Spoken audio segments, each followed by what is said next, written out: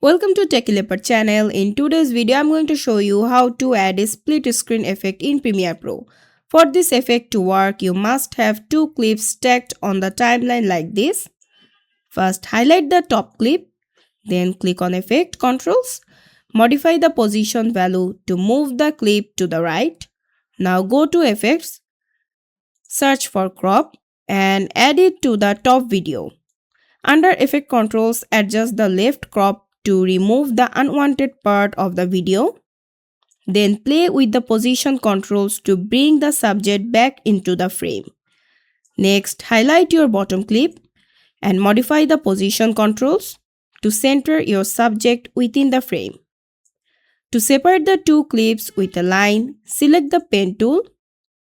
Then click 2 points at the top and bottom of your screen. Extend the duration of your graphic to match both clips. After that, go to Essential Graphics, enable Stroke, and adjust the value until the line is the size you want.